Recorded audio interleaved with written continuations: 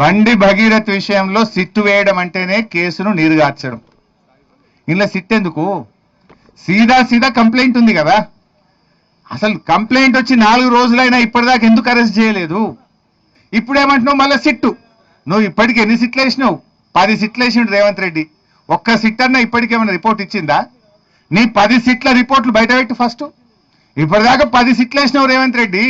ఏ SIT అన్న తేల్చిందా? ఏ sit మీద చర్యలు జరిగినాయా? నువ్వు ఇక్కడ కూడా సిట్టు వేయడం అంటే నీరుగార్చడమే కేసును. ఉద్దేశపూర్వకంగా కుమ్మక్కై నువ్వు ఇలా ఈ సిట్టు వేసి కేసును నీరుగార్చే ప్రయత్నం చేస్తున్నావు.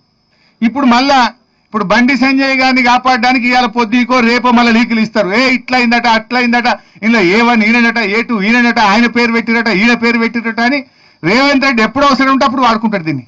Leak master. మళ్ళీ ఇవాళ రేపో లీకులు ఇస్తాడు. ఇక లీకులు ఇచ్చి చర్చ పక్కదారి పట్టాలి. అసలు విషయం ప్రజలు మాట్లాడుకోవద్దు. ఎలక్షన్లు రాగానే లీకులు యాదికొస్తాయి. రేవంత్ రెడ్డి ప్రభుత్వం డిఫెన్స్ లో పడంగానే లీకులు గుర్తొస్తాయి. లేదు ఏదన్నా ఒక అంశాన్ని దారి తప్పియాలి, విషయాన్ని చర్చ పక్కదారి పట్టాలనగానే లీకులు.